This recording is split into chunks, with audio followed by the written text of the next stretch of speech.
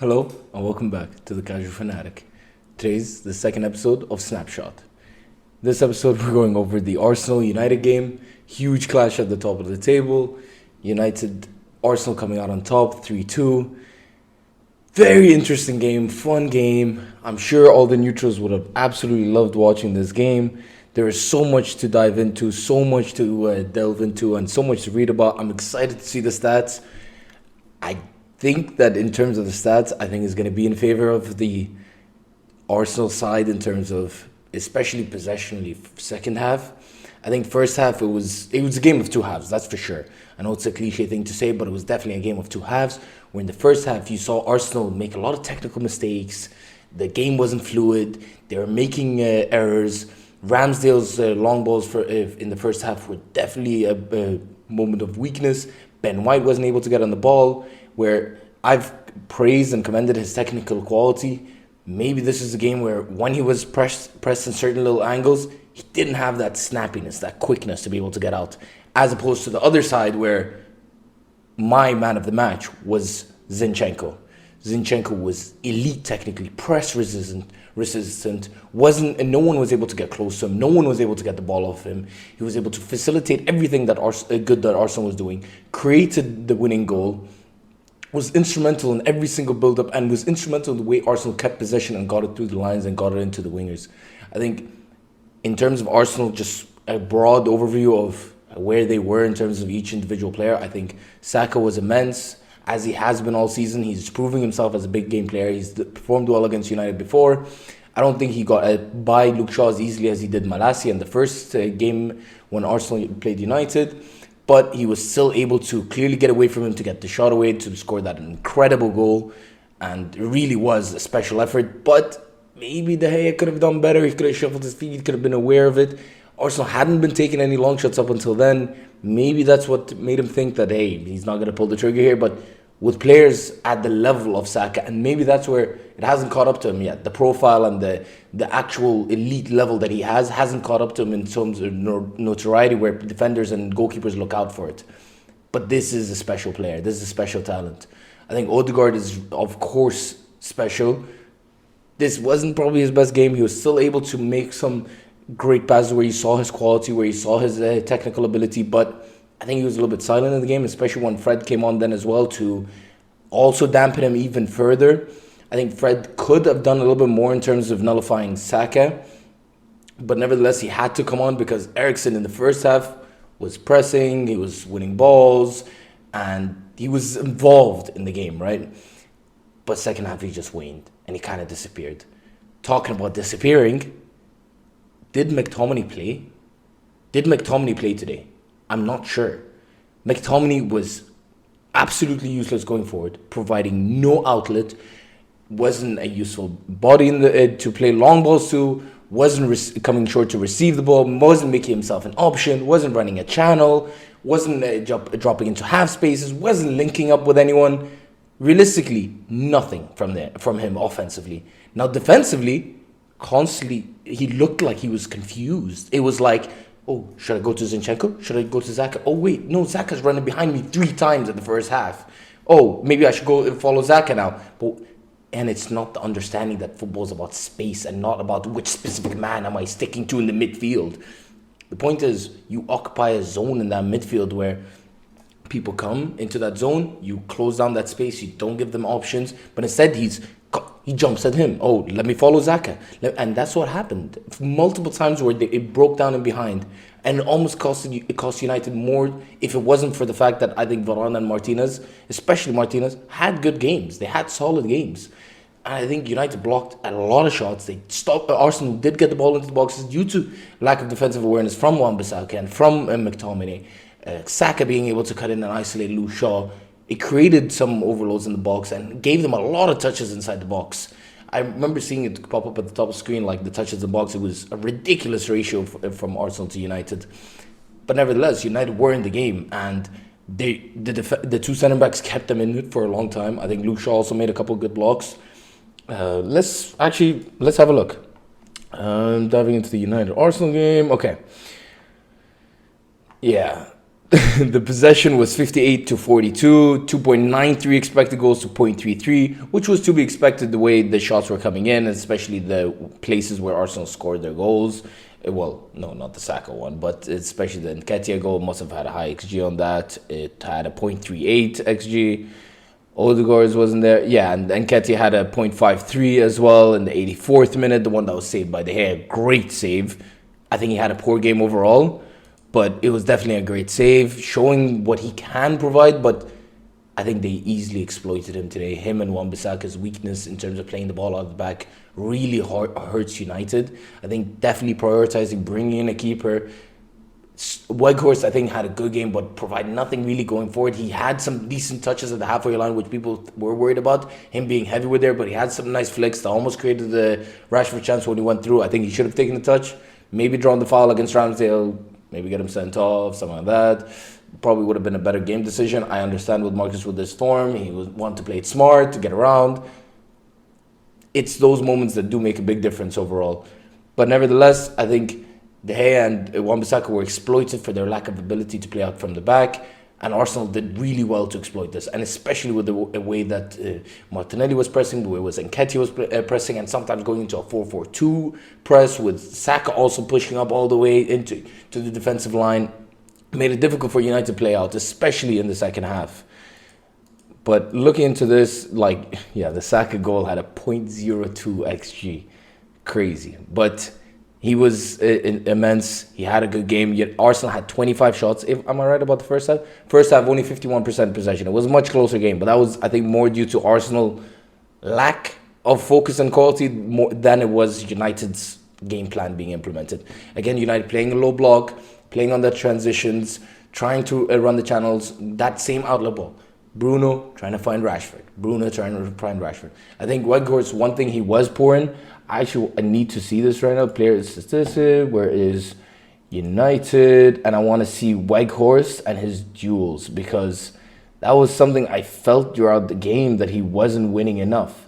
So aerial duels, yeah, he won 1 out of 4. And for someone that's 6'6", that's just not acceptable. He won 4 out of his 15 duels. That was one of the big problems where it made it difficult for United to make the ball stick. I know it's Wan-Bissaka and McTominay won the majority of the duels. 8 out of 10 for Wan-Bissaka, 6 out of 7 for McTominay. But that can't be it. That can't be all you provide. On SofaScore, they're second and third best for United. I disagree with that. I think Rashford did give us an option. I think he was great close control. He created every time he was on the ball. I think he should definitely have been higher. I think Bruno provided a threat. I think his final ball was, again, lacking. It wasn't great, but he did provide an option, and he's always a threat. He had 3 tackles of the game. He had the assist, of course. I just think that Bruno, it's these games where sometimes he can be so frustrating, but it's the other side of him. It's when he gets it right, it's so valuable that you have to keep him in. And he is a good leader, and he does have a work rate, and he does press well, and he does win the ball, and he's a nuisance in there. You need that kind of player.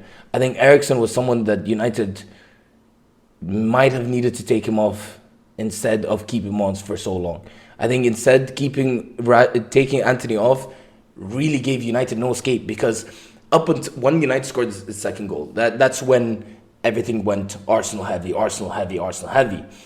From the 60th minute onwards, Anthony was taken off for 71st minute.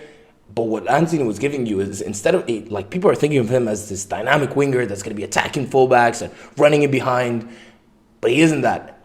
I am shocked by how let's say how he's lacking of pace. He isn't as fast as I thought he was going to be. But nevertheless, I think his close control, his dribbling, his ability to soak up pressure, escape and evade tackles, not lose the ball on the ball. His passing is sometimes wayward. His decision-making can be questionable, but those are things you can work on. The biggest problem, I think, what United have to realize is the way to use him. He was relieving a lot of the pressure, especially when you're playing in front of someone like Wan-Bissaka, who's extremely bad on the ball, and McTominay, who's extremely uncomfortable on the ball. Those two players, giving it to Anthony, letting him release, getting him on the ball, was what was working in the first half.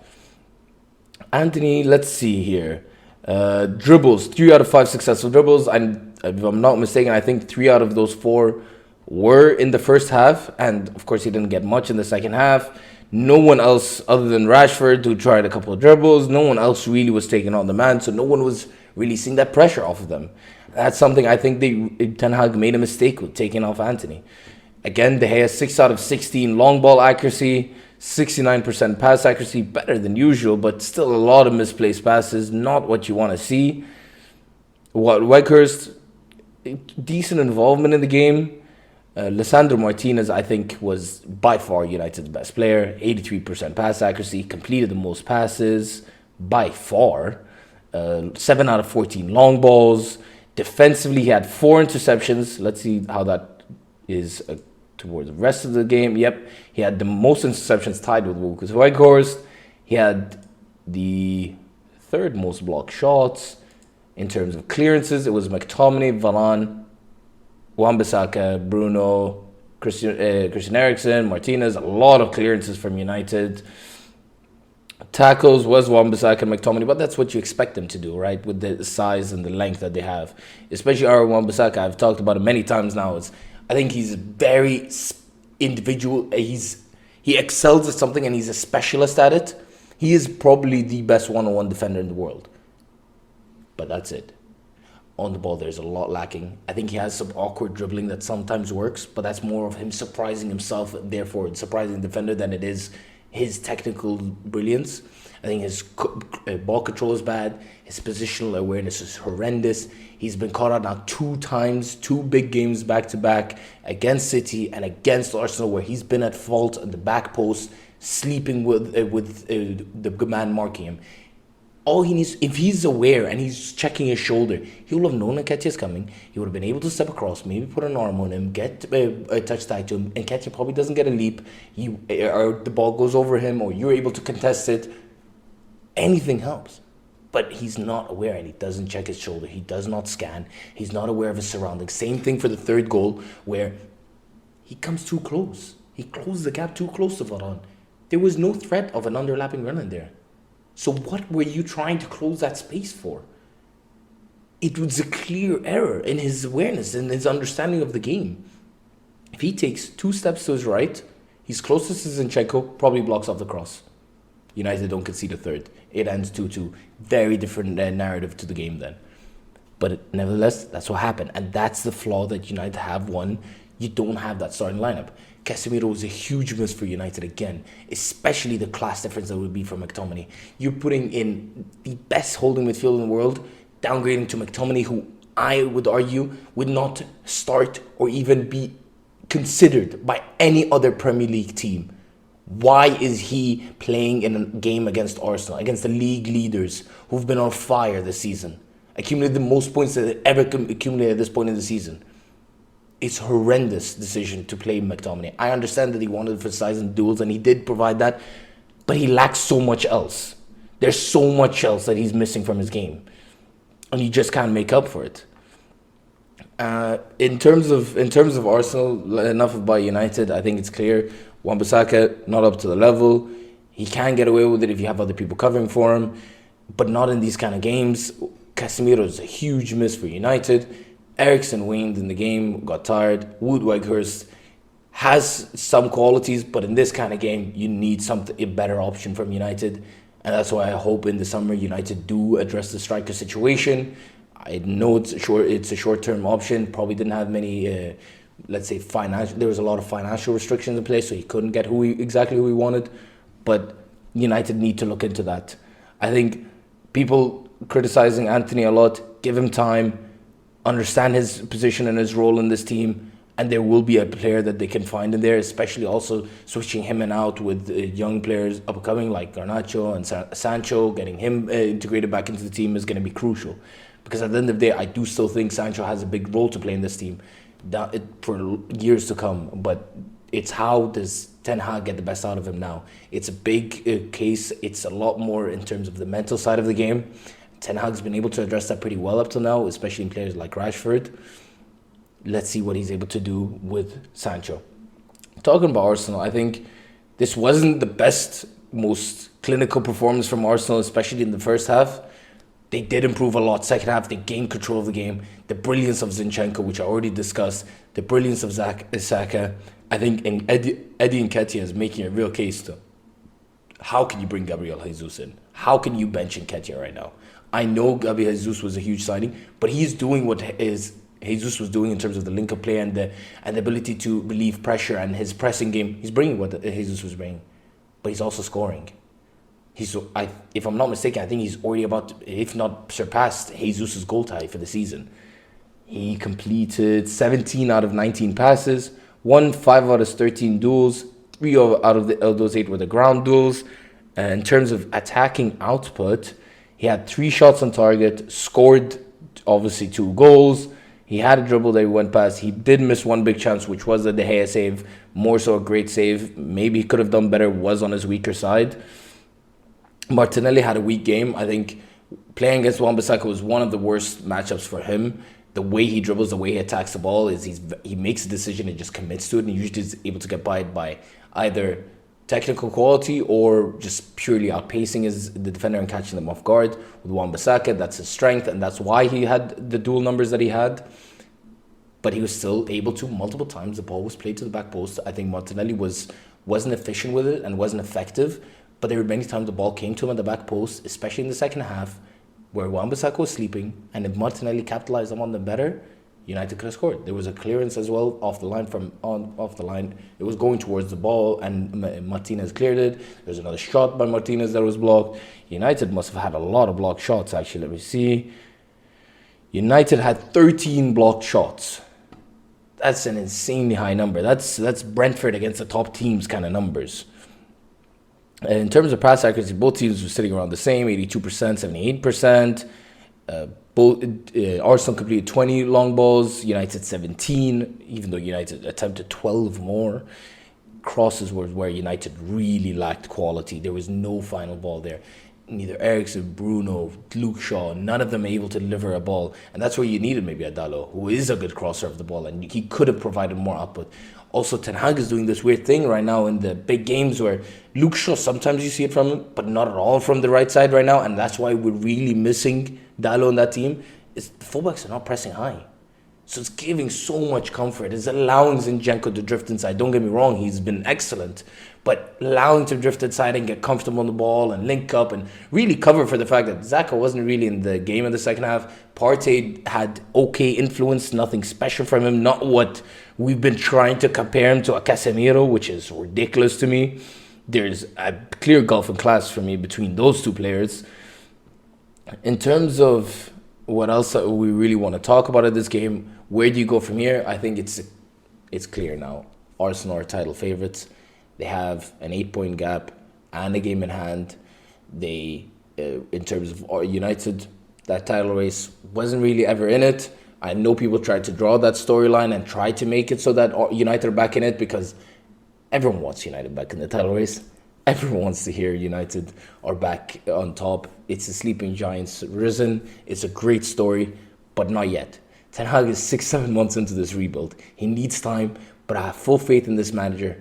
There's clear things that he's trying to put in place. He's tackling these big games in a very intelligent way.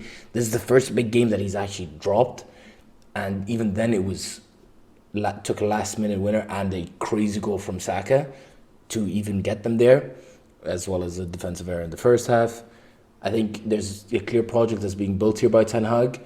I want to talk more about the tactical the tactical outlook that Ten Hag is trying to implement with this United team, and how in the big games he's employing something completely different to what he's doing in the small games, and how big a difference and how important that's going to be going down the line for United to be able to have both styles depending on what is required of the game.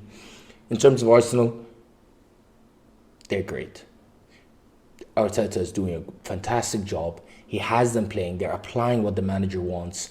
The team has a real bond and a chemistry and a feel around it where it feels inevitable that this year is going to be their league title.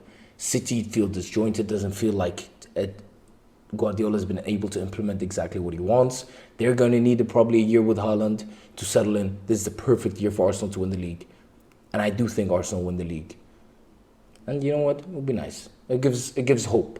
The fact that I think Erik ten Hag down the line is an elite manager, the top level manager. And this manager can take United to those levels, to those heights. And with a bigger budget, larger club, more backing, hopefully under new ownership, I think Erik ten Hag can emulate what Arteta has done and improve on it.